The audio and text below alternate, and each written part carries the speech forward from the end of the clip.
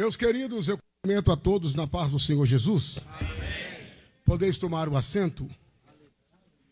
Quero louvar a Deus por essa oportunidade de estar aqui mais uma vez em Itanhaém, através do convite do pastor amigo, companheiro, pastor Felipe Lopes. Me sinto muito honrado por estar aqui neste evento que para mim tem uma magnitude maravilhosa, uma dimensão tremenda. Eu quero agradecer a Deus pelos meus filhos que estão aqui.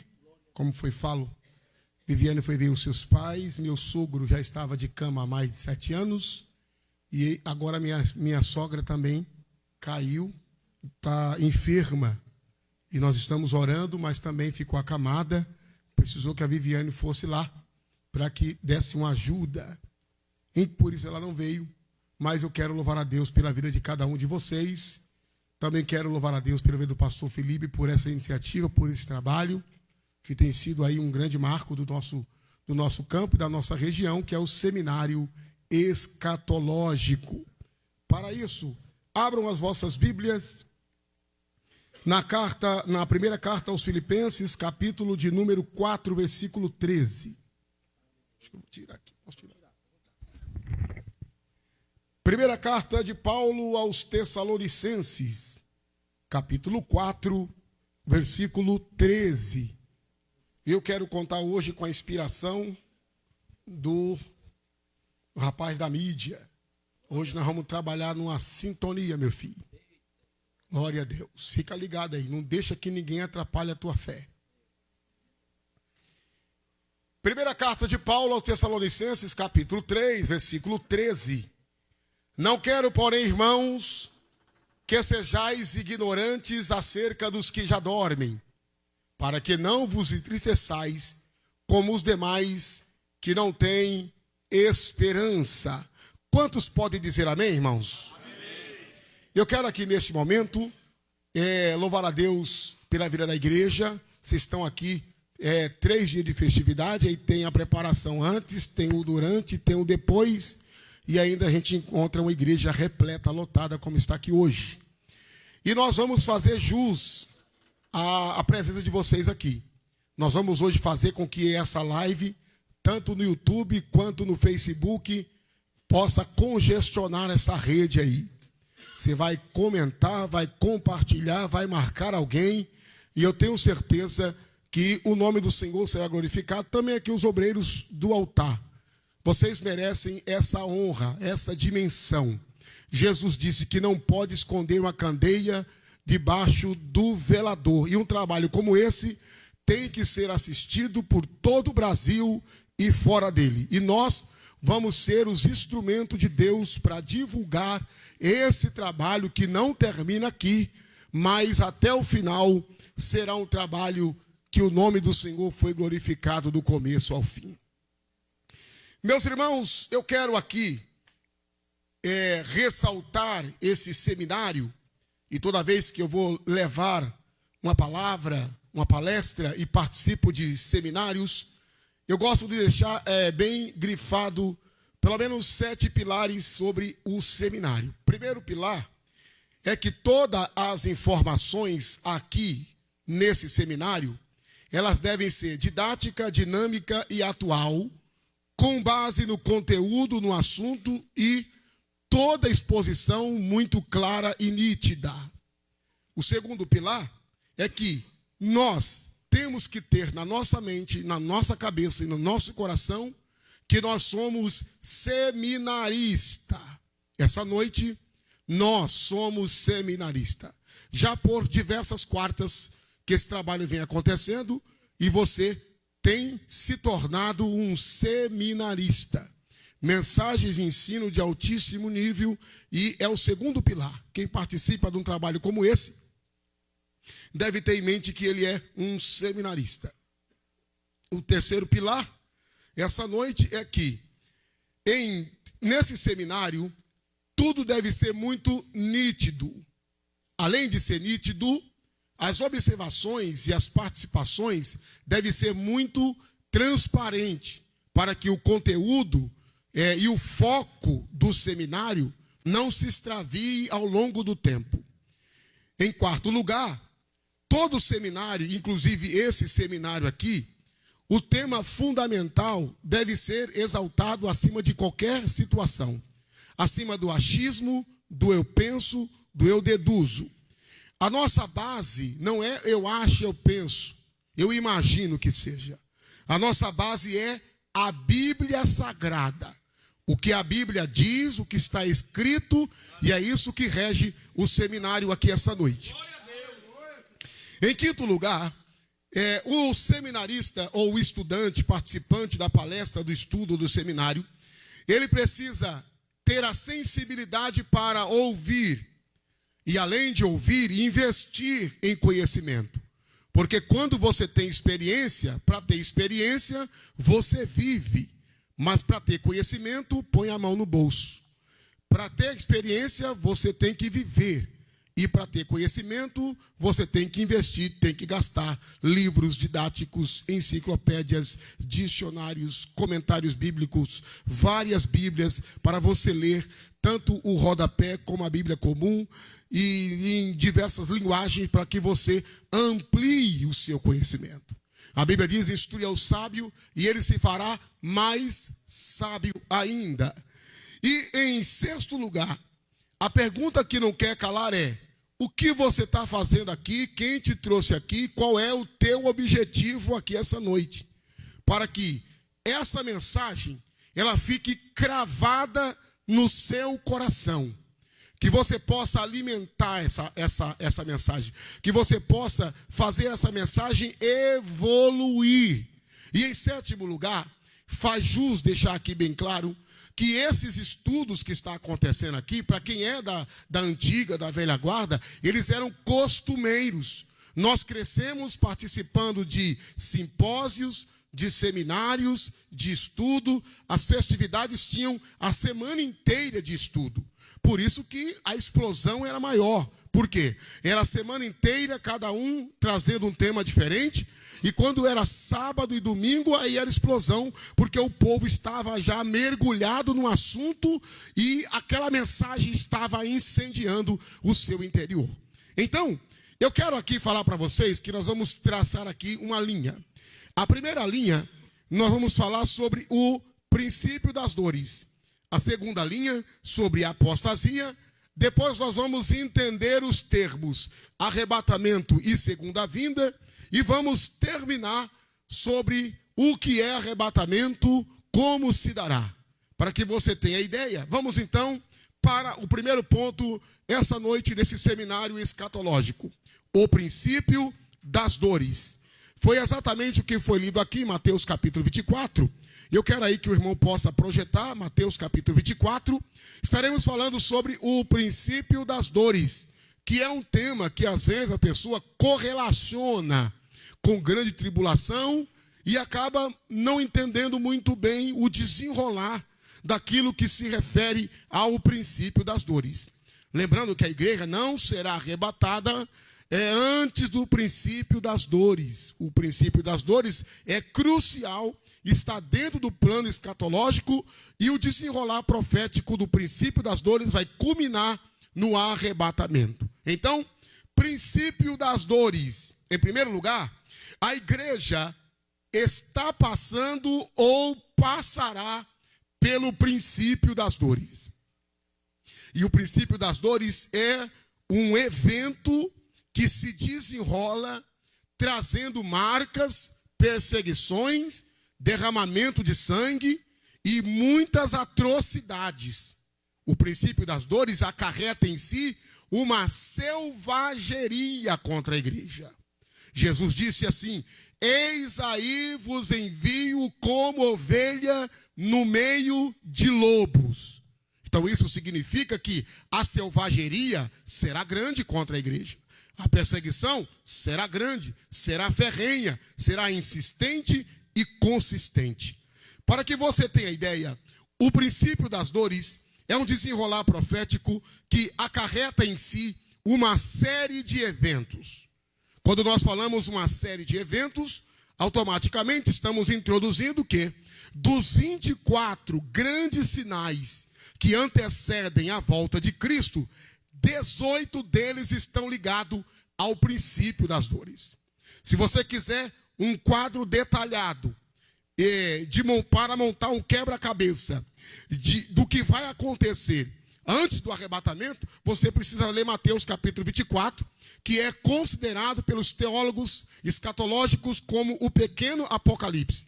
E quando você lê Mateus capítulo 24, você tem ali o passo a passo de um grande quebra-cabeça que vai culminar, obviamente, no arrebatamento. Então, como falei, 24 grandes sinais, 18 ligado diretamente ao princípio das dores. Então, vamos para o primeiro sinal. O primeiro sinal descrito aqui, que se refere ao princípio das dores, está no capítulo 24 de Mateus, versículo 4. Pode projetar para mim, meu filho? Capítulo 24, versículo 4. Jesus respondendo disse: acautelai-vos que ninguém vos engane. Então, o primeiro sinal, o engano. Versículo de número 5. Põe para mim aí. O segundo sinal, porque muitos virão em meu nome dizendo eu sou o Cristo e enganarão a muito. Qual é o segundo sinal? O segundo sinal são os falsos Cristo. Versículo 6, põe para mim por bondade. E ouvireis de guerra e rumores de guerra. Olhai, não vos assustei, porque é mistério que tudo isso aconteça, mas ainda não é o fim. Qual é o terceiro sinal? Guerras e rumores de guerra. Projeta aí o versículo 7. Versículo 7, porquanto se levantará nação contra nação, reino contra reino, haverá fomes e peste e terremoto em vários lugares. E o quarto sinal, fome. Projeta o versículo 7, a parte B, se puder. Se não puder, volta lá no 7 novamente. Então, no versículo 7, nós temos aí, fome, peste e terremoto. Fome, peste e terremoto são o quarto sinal, o quinto sinal e o sexto sinal daquilo que está ligado diretamente ao princípio das dores. Então, porquanto se levantará nação contra nação, reino contra reino, e haverá fome e pestes e terremotos em vários lugares. Aqui nós estamos desconstruindo aquela profetada sobre a paz que haverá, o bem-estar que haverá. E não há uma promessa de bem-estar e de paz absoluta dentro do princípio das dores. E a igreja vai passar porque já está determinado dentro do projeto que Deus traçou até o arrebatamento. Projeta aí o versículo de número 9 para mim. É o sétimo sinal. Qual que é o sétimo sinal? Então vos hão de entregar para seres atormentados e matar-vos-ão e sereis odiados de todas as gentes por causa do meu nome. O que está escrito aí? Um período de perseguição sangrenta, aonde todos aqueles que professam que Cristo é Salvador serão perseguidos, serão maltratados, serão presos e a prisão de muitos culminará na morte. Por isso que quando nós lemos em Apocalipse 6 e também Apocalipse capítulo 7, que é só para que você tenha ideia, lá está relacionado assim: quem são esses que vêm com a veste manchada de sangue? Quem são esses que estão degolados, que foram decapitados, que foram martirizados? São aqueles que não negaram o meu nome e deram a sua vida pela minha palavra. Projeta o versículo 10 aí, por bondade. É o oitavo sinal. O oitavo sinal é um tempo de escândalo. Nesse tempo muitos serão escandalizados e trair-vos-ão uns aos outros e uns aos outros aborrecerão. É um tempo de rivalidade dentro da igreja. Um tempo de rivalidade. E a gente começa a passar por situações e fica, por que Deus não mata? E por que isso e por que aquilo? Porque é uma determinação. Está dentro do projeto, dentro do plano escatológico. E a Bíblia diz que não passará um tio e um jota antes que tudo se cumpra. E aqui está escrito que dentro do princípio das dores haverá um período terrível de uma rivalidade descomunal dentro da igreja. Haverá choque para tudo quanto é lado. Haverá uma desavença, haverá uma rejeição, haverá uma resistência. E isso vai ser dentro da igreja. E observe que isso já começa a se fragmentar e alguns já começam a revelar por que estão no seio da igreja, para promover dissensão. E foi aquilo que o Senhor disse em Apocalipse: Tenho, porém, contra ti que lá tem alguns que dizem ser judeus e não são, mas são da sinagoga de Satanás. Então, a igreja precisa entender que até o arrebatamento, o princípio das dores tem veemência. Projeta o versículo 9, por bondade. O versículo 9 é o 9º sinal. Então vos hão de entregar para seres atormentado e matar-vos-ão, e sereis odiado de toda a gente por causa do meu nome. O 9º sinal é traições. Nós vivenciamos isso no tempo da pandemia. Tinha crente fiscalizando a igreja aberta e denunciando. E alguns deles até diziam que era o pastor que queria o dízimo dos irmãos. E tinha crente denunciando a igreja, próprio crente denunciando a igreja com medo da pandemia. E nós vivenciamos isso muito, e eu vi isso muito. E alguns até vieram para mim: o que é que o senhor acha de eu denunciar a igreja anonimamente? Eu falei: você está errado, você vai ser secretário de Satanás. Então, em vez de você fazer isso, conversa com o líder, fala com o pastor e lembra a ele as responsabilidades de manter essa igreja aberta num período de restrição. Então, nós estamos vendo que o 9º sinal será um tempo de traição. Um tempo de traição, e essa traição é tão nítida, tão voraz e feroz, que olha o que o texto diz, uns trairão uns aos outros, olha lá. Então vos hão de entregar para seres atormentados e matar-vos-ão, e sereis odiados de toda a gente por causa do meu nome. Quem vai entregar? Quem vai denunciar? Nós não podemos esquecer que a igreja é santa, adornada, converte em salvação, e ela vai para a glória. Mas nós não podemos negar a existência do joio em nosso meio. E quem é o joio? O filho do maligno. E quando foi que o joio foi semeado? Enquanto os homens estavam dormindo. E quando que o diabo semeou o joio? Quando a terra estava adubada, açucada, preparada para fertilizar. Enquanto os homens dormiam, veio o inimigo, semeou o joio. E os discípulos queriam arrancar, e o Senhor disse: não, deixa para o dia da ceifa. Projeta aí o versículo de número 10 para mim, que é o 10º sinal: um ódio desenfreado. Nesse tempo, muitos serão escandalizados, trairão uns aos outros, e uns aos outros se aborrecerão. Observe que há uma falta de tolerância muito grande já no seio da igreja. Eu digo na igreja no geral. Há uma falta de companheirismo muito grande. Por quê? Porque o inimigo coloca essa situação, mas também tem a questão do desenrolar profético que está na Bíblia. E isso retrata exatamente o princípio das dores. Ódio. E nós não estamos vivenciando isso. Tem irmãos que têm ódio um do outro.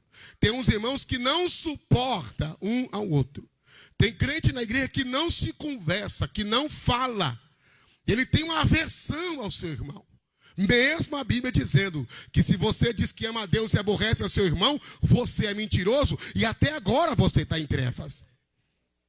Então vamos lá, o versículo de número 11. Projeta aí para mim, que é o 11º sinal. E surgirão muitos falsos profetas e enganarão a muitos.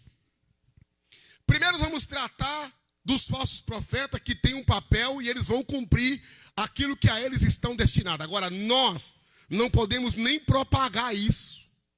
Nós não podemos nem divulgar isso.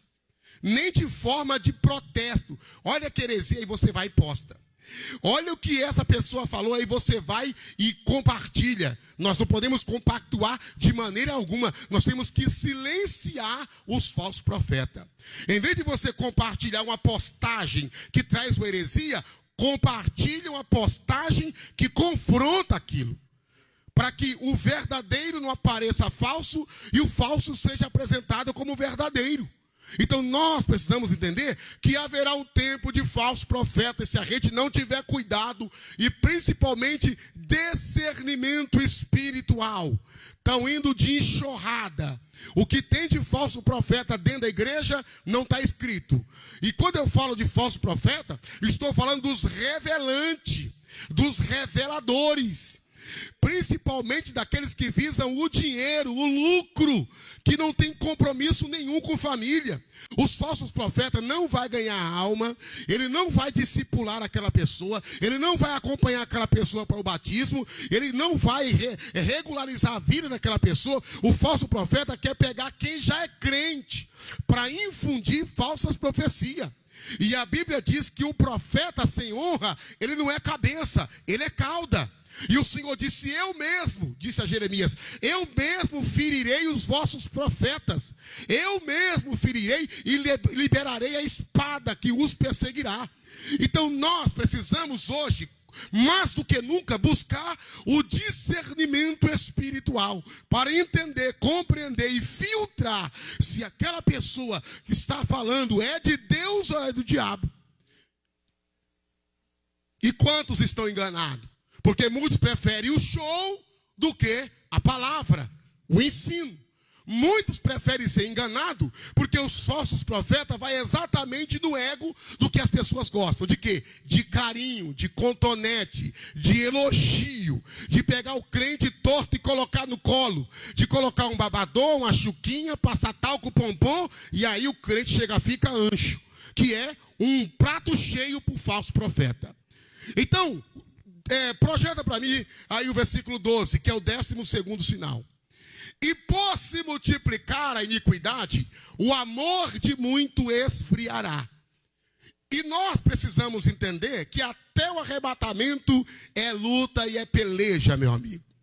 E nós vamos vivenciar, estamos vivenciando uma frieza descomunal. Nunca se viu uma frieza tão tremenda numa época tão tecnológica, onde a facilidade é grande para a igreja avançar na obra missionária. Mas a frieza está entranhada. Hoje está cada vez mais comum a falta de oração, a falta de consagração, a falta de temor, a falta de reverência, a falta de unidade, a falta de companheirismo, a falta de hombridade. Porque a frieza espiritual não deixa você ser companheiro, ela te leva para ser adversário. E agora esse adversário começa a lutar para não ver o progresso de alguém, o crescimento de alguém. E isso vai fazer com que a obra de Deus pereça. Por quê? Porque a frieza ela vai ser ressaltada. Não tem como esconder a frieza. Não dá para esconder uma frieza espiritual. É nítido, é visível. Você sente que a pessoa abandonou os princípios e o altar da oração faz muito tempo. E uma das coisas mais difíceis é você querer trazê-los de volta para o altar. Porque a frieza já contaminou o seu coração e ele já está preso nos rudimentos da sua mente. E o diabo já disse para ele, para que tudo isso? Não adianta fazer tudo isso. E aí você vai enfrentar uma frieza. Você vai andar de bicicleta numa subida e o cara pisando no freio. Você vai convidar a igreja para oração e alguém por trás desconstruindo sorrateiramente. Então a igreja vai enfrentar no princípio das dores essa frieza aí descomunal. Essa iniquidade aí. O período da iniquidade. E aqui para nós, queridos. E aqui para nós, queridas. A sensualidade está dominando em alguns lugares. A sensualidade já virou uma libertinagem. E as pessoas que praticam a iniquidade já nem percebem que estão. E para elas, quem não pratica está errado. E praticar a iniquidade hoje é ser atual. É estar atualizado. É estar inteirado. Então, a iniquidade, ela vem de uma forma glamurosa, trazendo, entre aspas, uma sensação de bem-estar para a pessoa. E a pessoa é levada sorrateiramente pela iniquidade para querer ter um bem-estar. Quando a Bíblia diz que não é a aparência exterior, é o interior. Só que a iniquidade vem travestida de bem-estar. E as pessoas vão se infiltrando dentro da iniquidade e vão cometendo coisas que a Bíblia condena. Os exageros vão aprisionando as pessoas. A ponto de hoje, pensa comigo aqui, a ponto de hoje, é sobrancelha falsa, é cílio falso, É seio falso, é unha falsa, é barriga falsa, é cara falsa, é cabelo falso, é bochecha falsa.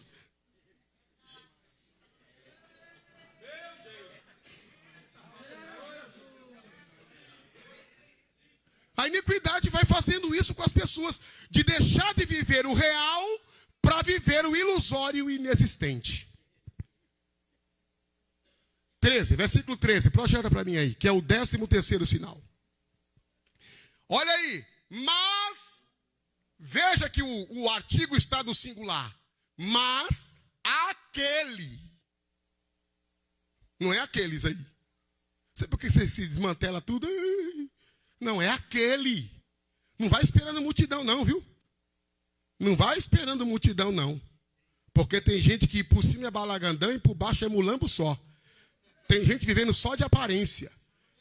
Olha aí, ó. Mas aquele que perseverar até o fim será salvo.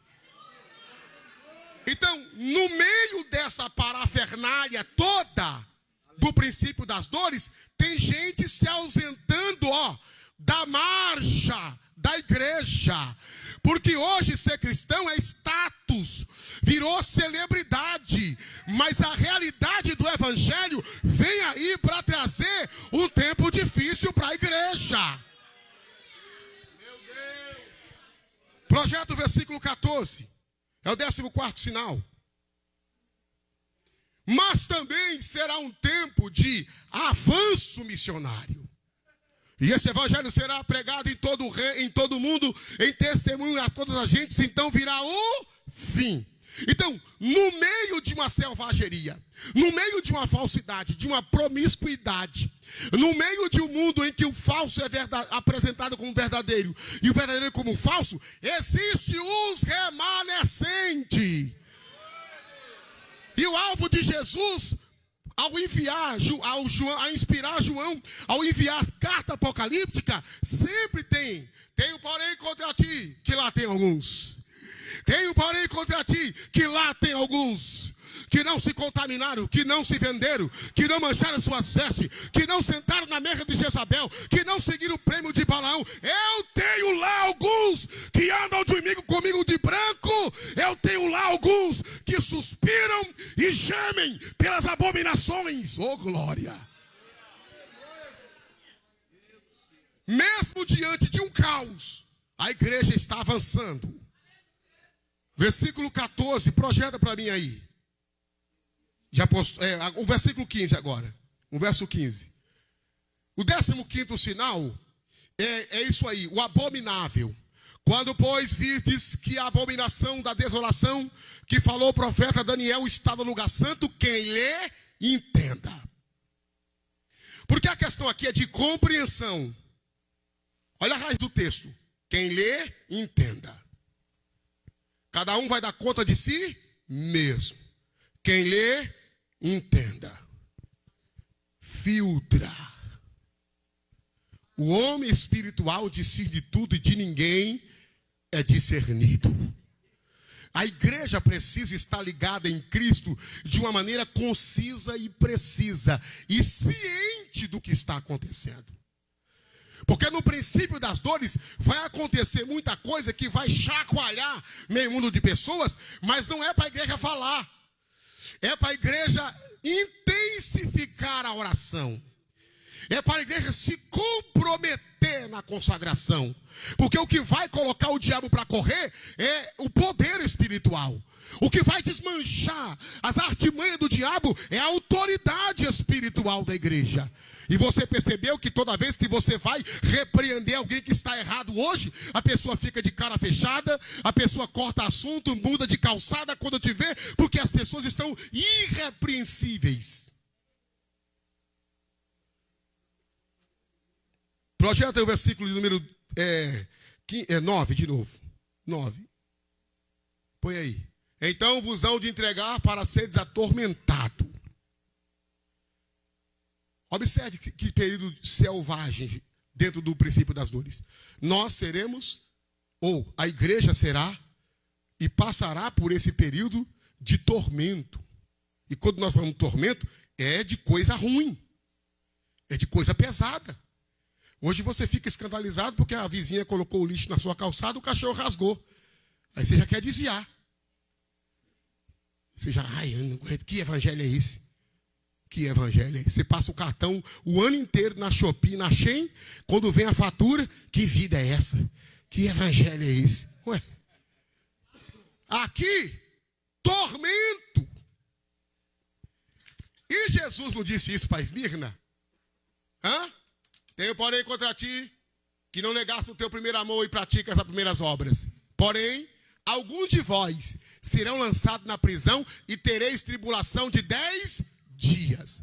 Me pergunte como foi que eles saíram da prisão. Me pergunta, fala, como eles saíram, pastor Demir? Me pergunta. Morto. O texto diz assim, ser fiel até a e dar-te a coroa da vida. Então, nós estamos falando, e esse seminário tem um cunho muito forte, o nível está altíssimo. E o que nós estamos aprendendo aqui? Coisa sólida, coisa firme, coisas que nos colocam na posição de servos da luz, de embaixadores do reino. Coisas que nos levam a se conscientizar qual é o nosso papel, qual deve ser a nossa postura. Que nós não podemos ser Maria vai com as outras, não podemos ser marionete. Nós temos uma identidade, nós temos dono, nós temos um alvo. Estamos aqui de passagem. Canaã é logo ali. E a Bíblia diz, resplandeçam a vossa luz diante dos homens, e eles glorifiquem a Deus que está no céu. Oh, glória! Tem crente de coragem aqui, diga amém. Diga para esse crente, liga o interruptor, irmão. Estou vendo tua luz apagada.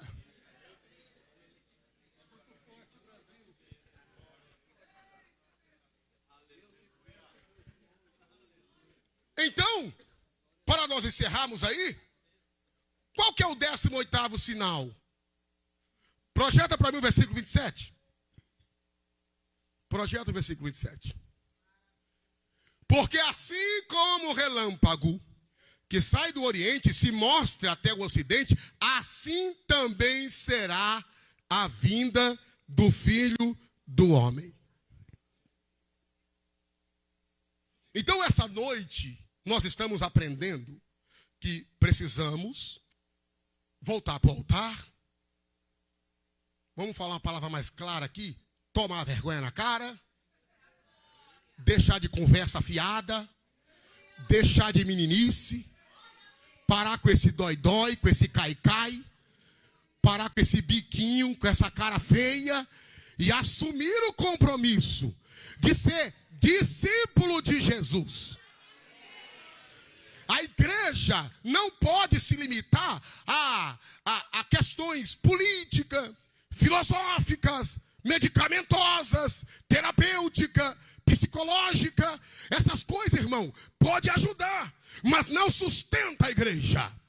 A igreja tem, por natureza, uma essência espiritual que o diabo quer desvirtuar isso. O diabo quer que você se sinta doente, acamado, vitimismo, coitadinho, miserável, boia fria, à margem da sociedade. E o evangelho puro e genuíno não. Ele nos coloca no patamar de príncipes e princesa.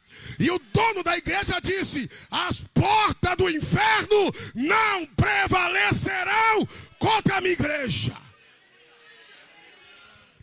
Capítulo 24, versículo 8. E aí, vamos para o próximo ponto. Capítulo 24, versículo 8. Projeta aí. O que é que diz? Mas, olha lá. Mas todas essas coisas são o princípio. Tem crente de coragem aí, diga amém? Olha para esse irmão aí e fala assim, está com medo? Para que veio? Fala, para que veio? Fica atrás desse evangelho bolacha creme crack? Hã? Fica atrás desse evangelho bolacha creme crack. Porque Deus é obrigado a fazer, porque vai com essas conversas fiadas. Aí tu fica essa margarina derretida da chapa. Querendo procurar direitos humanos, querendo procurar advogado para processar, orando para Deus matar a autoridade, quando a Bíblia diz que toda autoridade é constituída por Deus. E quando o povo estava desalinhado, fora da linha, como um trem descarrilhado, Deus levantava a autoridade para arrochar e rapidamente o povo voltava para orar. Então nós estamos aqui nessa noite aprendendo que a marcha da igreja vai permear o princípio das dores. E se você não está aguentando hoje um vento forte, nem uma gripe, imagina o serrote no pescoço. Imagina o choque na língua. Imagina arrancando as unhas. Imagine com o pescoço no tronco. Imagina abrindo seu ventre, costurando um gato dentro. Imagina amarrando você e jogando de rio abaixo. Imagine jogando você na cova do leão, dentro do lago de crocodilo.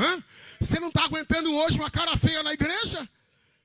É por isso que tem muita gente que você pergunta: se Jesus vier hoje, você vai para o céu?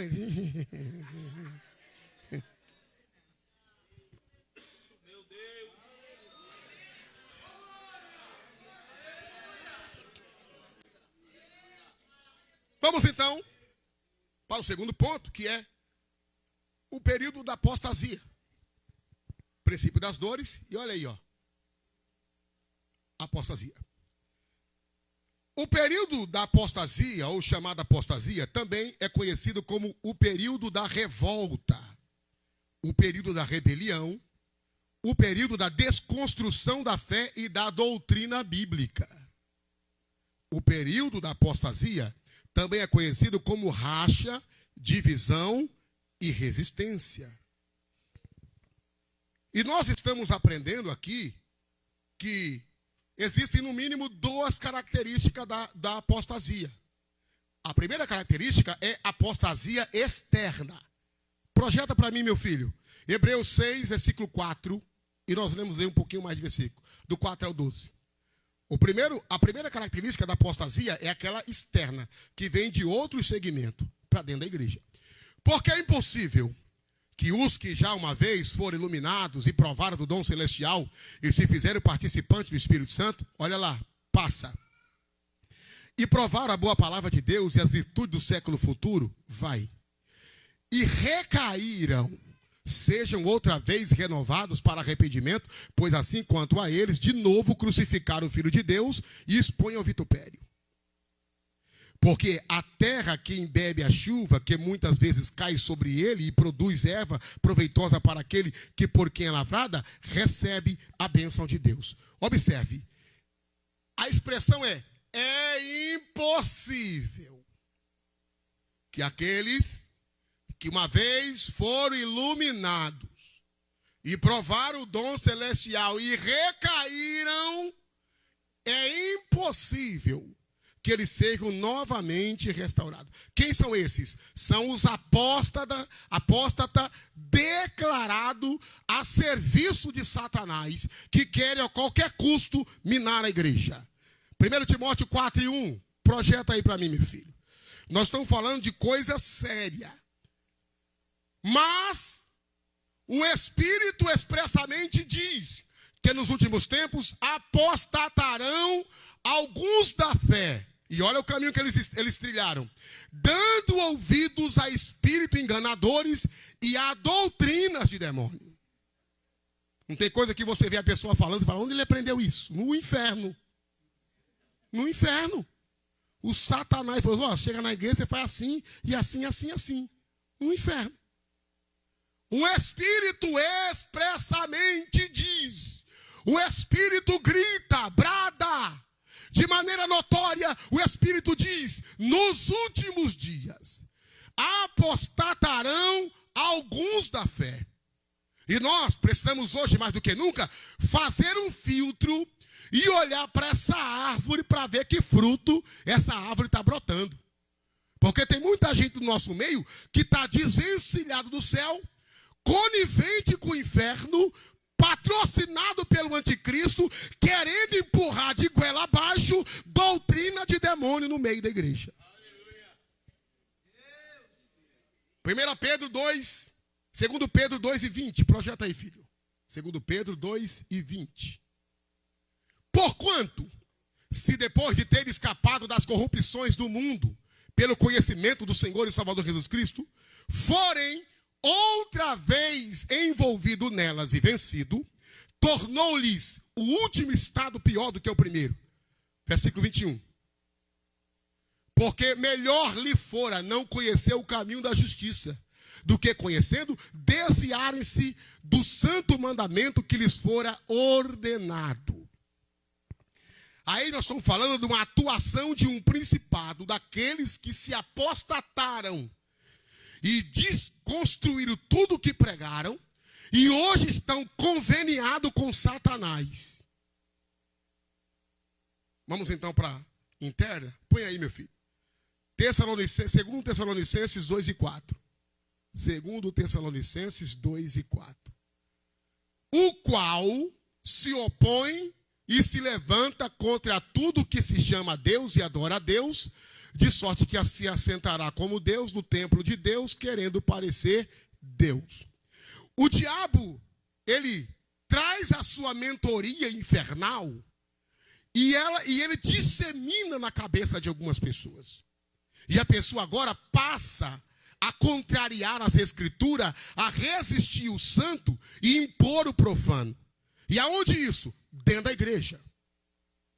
Dentro da igreja. É uma alusão que se referencia também ao anticristo, mas nós não podemos esquecer que o anticristo tem os seus discípulos, tem os seus profetas. E Paulo disse, e isso aí que nós estamos ouvindo, segundo os Coríntios, Paulo disse, e isso não é de maravilhar, porque o próprio Satanás se transfigura em anjo de luz, para, se possível, enganar até os escolhidos. E você crente raiz, e você crente idôneo, e você crente palmeira, e você que aprendeu, e você que foi inteirado, você não pode ser abalado com essas coisas. Você é tronco. Quem se enverga? Os gravetos. Você vê que os gravetos ficam tudo se envergando. E o tronco? Consumindo ali, ó. O tronco fica consumindo ali. Cai gente, desvia gente, vai gente para droga, muda gente de religião, mas você permanece fiel. Por quê? Conhece a palavra e o Deus a quem você serve. 2 Timóteo capítulo 3, versículo 1. Projeta aí por bondade. Nós estamos falando sobre apostasia. Sabe, porém, isto, que nos últimos dias sobreverão tempo de prosperidade. Amém? Ah, não é? 5 telefones, 4 iPhone, 2, 3 sobrado, 3, 4, 5 casa, vários cartões de crédito, limite alto. Ah, não é não? Score alto. Ah, não é? Olha lá. Sabe, porém, isso, que nos últimos dias sobreverão tempos trabalhosos. Segue. Versículo 2. Porque haverá homens amantes de si mesmos, avarentos, presunçosos, soberbos, blasfemos, desobedientes a pai e mãe, ingratos e profanos. Para aí. Nós estamos vivenciando uma desobediência descomunal. E nós estamos vivenciando isso, aquilo que Jesus falou, que nos últimos tempos o filho matará o pai e o pai matará o filho, e há uma desobediência infernal. Põe o versículo 3. Sem afeto natural. Olha a situação dessa turma, irmão. Irreconciliáveis, caluniadores, incontinentes, cruéis, sem amor para com os bons. Versículo 4. Versículo 4. Traidores, obstinados, orgulhosos, mais amigos dos deleites do que amigo de Deus. E os 5 agora, para a gente encerrar. Tendo aparência de piedade, mas nega a eficácia delas, com esses anda abraçado. Amém?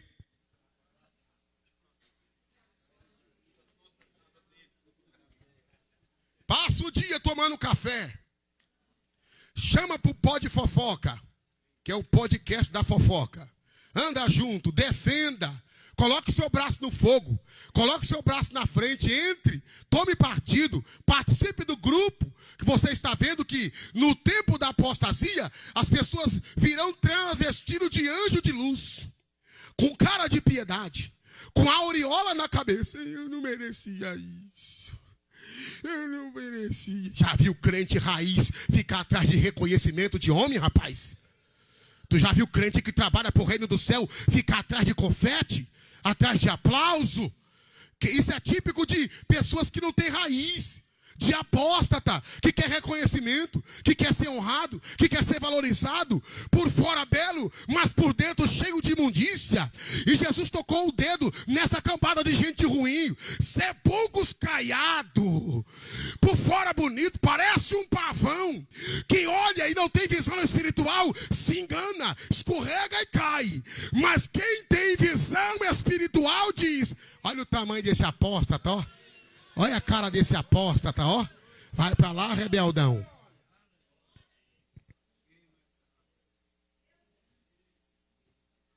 Misericórdia, eu não sei nem. Depois o pastor Felipe arruma isso aí. Ele dá gabinete mesmo aqui. Diante de todos os sinais e acontecimentos, estamos vivenciando o tempo da apostasia. Amém, meus irmãos? Você quer ver uma coisa? Quer ver ou não? Ô, irmãos, eu vim aqui. Você acha que eu sou doido? Não sou doido. Pareço doido, mas eu tenho juízo. Olha quem veio antes de mim. Vai vendo. E olha quem vai vir depois de mim. Não vou vacilar, não, é. Então, observe. Você quer ver que estamos vivenciando o tempo da apostasia? Deixa eu fazer uma pergunta para você. Quem aqui acha que a igreja está mudada? Quem acha? Quem acha que a igreja está mudada? Então, vou fazer a segunda pergunta para você. Quantas coisas nós aceitamos hoje que nunca imaginávamos aceitar dentro da igreja? Você quer ver que nós estamos vivenciando a apostasia? Você quer ver? Que tipo de crente você se tornou e o tipo de crente que você era? Olhe para quem você era no começo da sua fé e olhe para o tipo de crente que você se tornou. Tem coisas que nós estamos engolindo de goela abaixo na igreja, coisas que jamais imaginávamos que nós íamos ser conivente e passar a mão. Hoje está uma moda de que se o pastor disciplinar alguém, vai uma cambada de gente. Chora não, adulterona. Chora não, mentirosão. Chora não, ladrãozão. Deus vai ferir o pastor, Deus vai cobrar dele. Chora não, amante do mundo. Nós estamos hoje numa conivência tão grande que a gente é até levado e sensibilizado para defender o errado. No nosso tempo, a pessoa recebia uma disciplina e era banco e ninguém questionava. Ninguém ia lá xeretar. O que aconteceu com você, hein? Duvido se ia lá.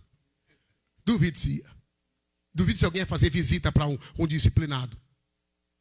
E aí a turma da internet vai rachar. Eu estou nem aí, eu quero que racha mesmo. E bota para quebrar aí. Só que hoje, nós estamos com a cara lisa dizendo assim: procure uma igreja que você se sinta bem. Se sinta bem, é? É espada, rapaz. Procura uma igreja que te coloca você na linha. Se você encontrar uma igreja perfeita, não entre nela, porque você vai estragar essa igreja. Por que tu não procura ajudar os pés, irmão? Por que tu não procura ser crente de verdade? Injeta. Vai aplicando a bezetacil. O cara vai sair mancando, mas vai ficar bom. Vai tirar a infecção da vida. O que mata, irmão, não é doutrina. O que mata não é verdade. Porque a situação está cooperando para a gente se tornar mentiroso. A situação está andando de uma forma para a gente se tornar um coach aqui. Todo mundo rindo. Mas ali está algemado nos prazeres, aprisionado na contenda, preso nos deleites. E o que vai curar essa turma? Aplicar a poderosa palavra de Deus. A porta é estreita. E o dono do céu disse assim, ó: quem quiser vir após mim, Negue-se a si mesmo. Tome a sua cruz e siga-me. Ah, mas eu sou do manto. Afasta de mim. Você que pratica a iniquidade, pula, rodopeia, sapateia, profetiza, revela, mas a vida está podre. Vamos ler Apocalipse capítulo 2, 4 e 5. Põe aí, meu filho. Olha lá. Tu, porém, oh glória. Tu, porém, tem crente de coragem, diga amém. Diga para esse irmão, não se faça de besta não, viu? Fala, irmão, fala. Não se faça de besta não. Você está entendendo? Tu, porém, tenho contra ti que deixasse o teu primeiro. Quem está falando isso aí? Jesus, olho de fogo, que prescruta, que penetra. Jesus que disse, eu ando no meio dos 7 castiçais. Eu conheço a tua obra, que és um miserável, pobre, desgraçado e nu. Eu conheço a tua obra. Eu repreendo e corrijo a quem amo e aconselho de que de mim compre ouro, colírio e veste para que vista e ande comigo de branco. Verso 5. Lembra-te, pois, de onde caíste. Por isso que eu falei para você, falar para ele assim, ó, não se faça de besta não. Aí.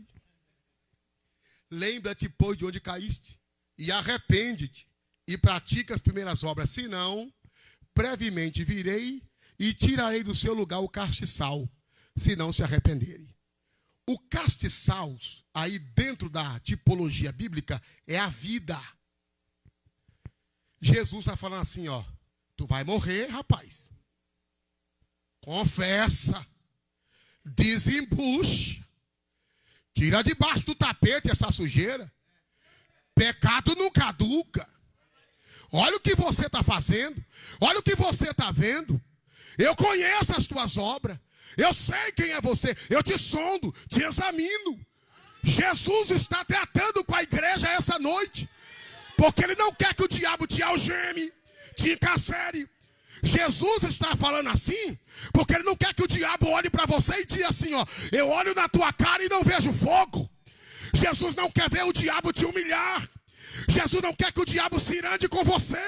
Por isso essa noite ele está dizendo assim, ó, se você voltar, eu estou te esperando. Se você quiser, eu quero. Chegai-vos a mim e eu chegarei a vós, diz o Senhor.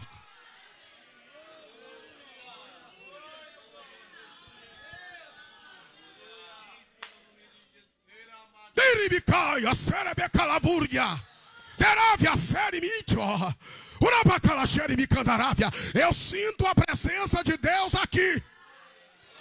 E amaia serebicalassúria. E eu comentei com meu filho Júnior. Ele disse, pai, como é que o senhor vai levar? Vou levar na base do ensino. Mas o Espírito de Deus essa noite, ele queima, ele arde, ele inflama, ele nos atrai, ele nos impulsiona. Volta ao teu primeiro amor.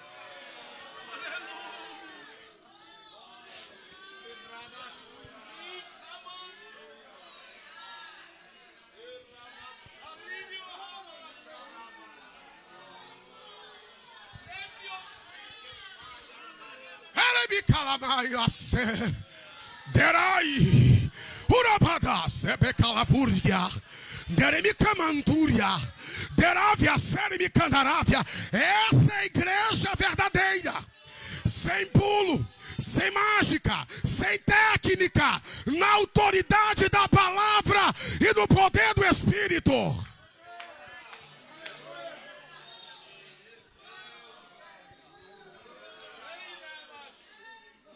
Então vamos entender o termo. Meu tempo só tem 4 minutos. Por isso que eu falei para você, compartilha essa mensagem. Deixa explodir na cara de Zuckerberg para lá. Vamos lá então? Período.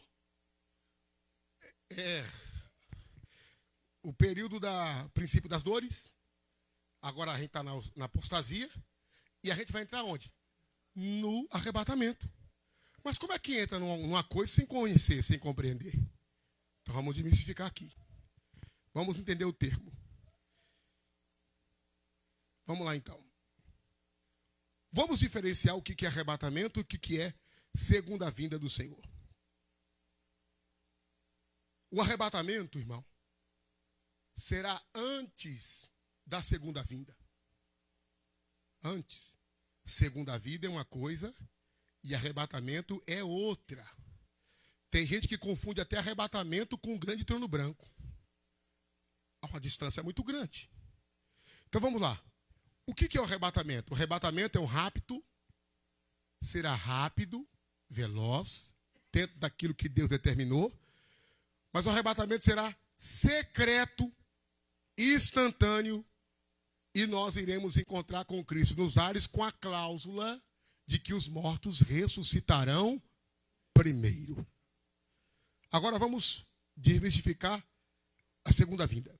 A segunda vinda é diferente do arrebatamento. O arrebatamento é secreto. Estarão dois, um vai, outro fica. Estará dois no campo, um vai, outro fica.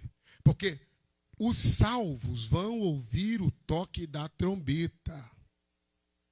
Por isso que haverá um alarde muito grande. Porque só vai quem está preparado.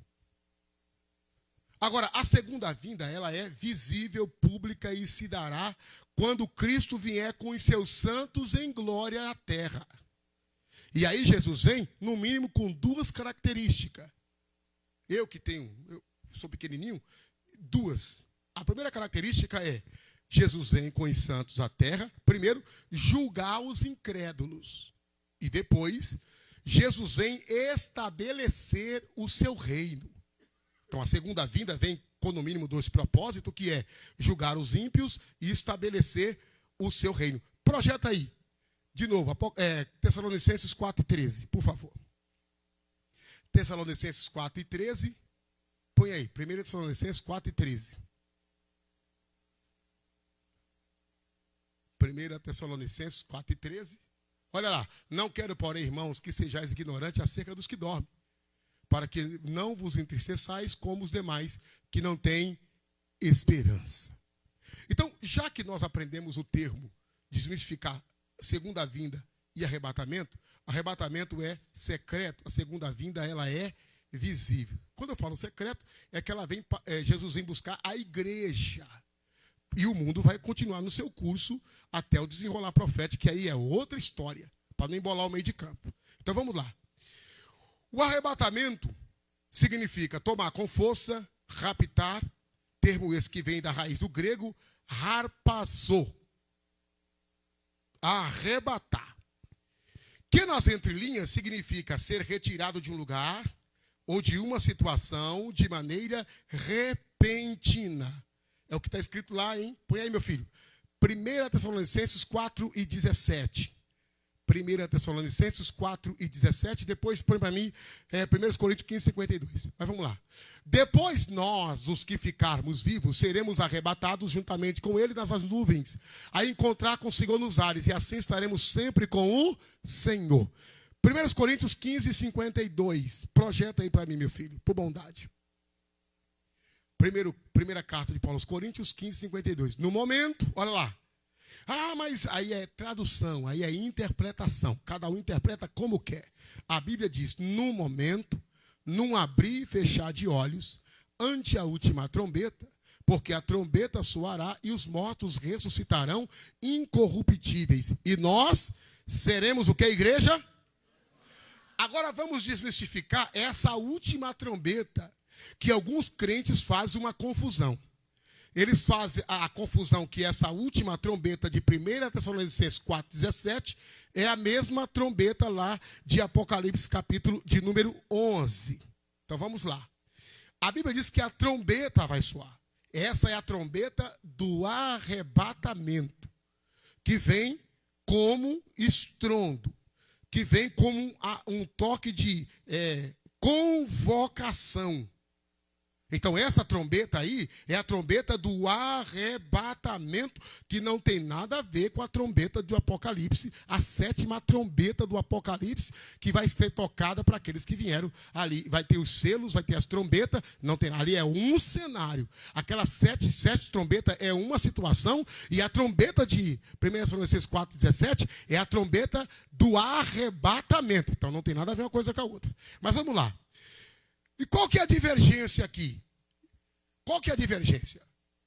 Tem um credo, um povo, uma turma que acredita que vai depois da grande tribulação.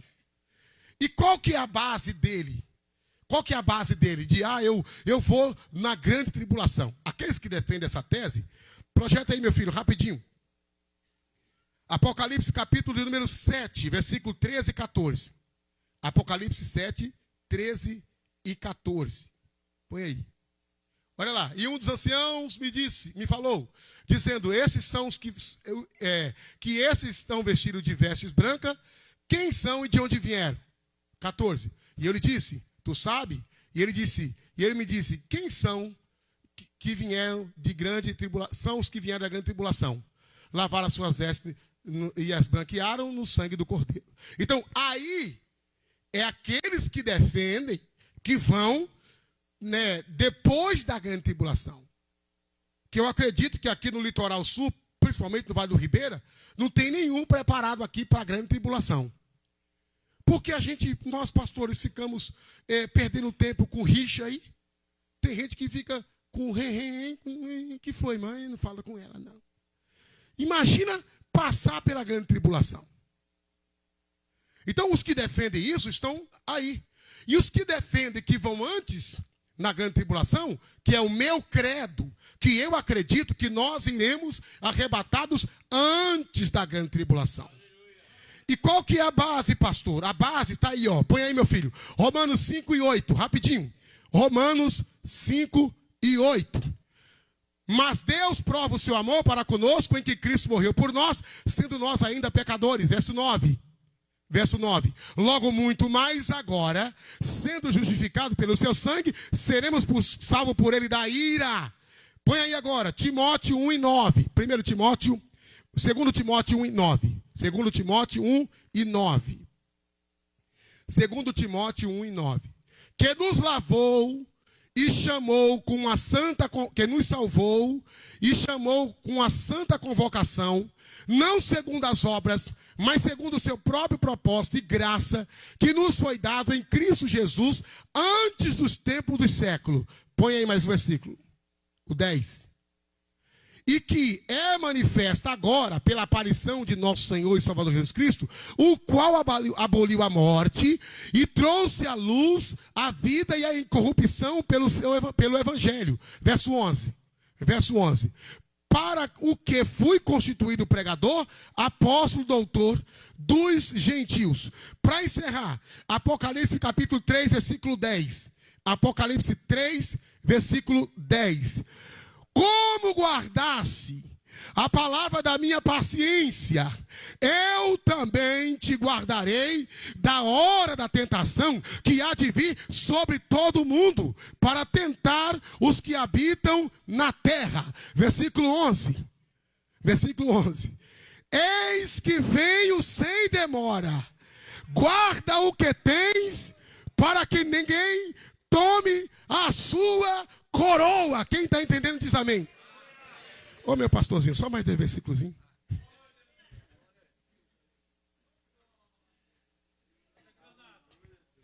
Nós defendemos que vamos no arrebatamento. Que a trombeta de 1 Tessalonicenses 4 e 10 é a trombeta da convocação. Ah, mas eu quero ficar na segunda. Fique. Ô glória. Fica com a minha casa. Já paguei 28 do Siena. Fica também. Tem uma casa no interior. Fica também, rapaz. Eu quero é subir. Eu quero ouvir o toque da trombeta. Não quero ficar aqui. Não sou daqui, sou peregrino, sou forasteiro. Faço parte da igreja santa e adornada que vai ouvir o toque da trombeta. Ô filho, Me ajuda agora, filho, mais rápido que ligeiro. Põe aí. Mateus 23 e 37. Mateus 23 e 37. O que é que diz aí? Vai, meu filho. Mateus, 24 e 37, filho. 24 e 37. Mateus 24 e 37. Põe aí, Mateus, isso. E como foi nos dias de Noé, assim também será a vida do Filho do Homem. Assim como comprando, vendendo, direto do Mercado Livre, na feira do rolo, na feira da barganha, casando, dando em casamento, dando uma de bestalhado. Vem Jesus se tu fica. Marcos 13, 32. Põe aí, filho, rapidinho. Marcos 13, 32. Glória a Deus. Mas aquele dia e hora ninguém sabe. Fica aí, atrás desses bestalhados. Vai vir em setembro. Vai vir, rapaz. Vai. Mas aquele dia e hora ninguém sabe. Nem os anjos que estão no céu, nem o Filho do Homem, senão o Pai. Segue. Vai mais um versículo. Olhai, vigiai e orai, porque não sabeis quando chegará o tempo. Mais um versículo. É como se um homem partindo para fora da terra deixasse sua casa e desse autoridade aos seus servos, e a cada um a sua obra, e mandasse ao porteiro que vigiasse. A Bíblia diz: vigiai, cingindo os vossos lombos, acesa a vossa candeia. Ei, olha para esse negrinho aqui, rapaz. Ajunta os teus pés. Para de viver uma vida de fachada. Mergulha na verdade. Mergulha na justiça. Seja crente para ir morar no céu. Quem vai? Levanta a mão. Faz barulho, vai. Faz barulho. Toma, Satanás. Toma, cão. Toma para tu aprender. O litoral sul está em chamas. A igreja do arrebata. Vou parar que eu não sou doido.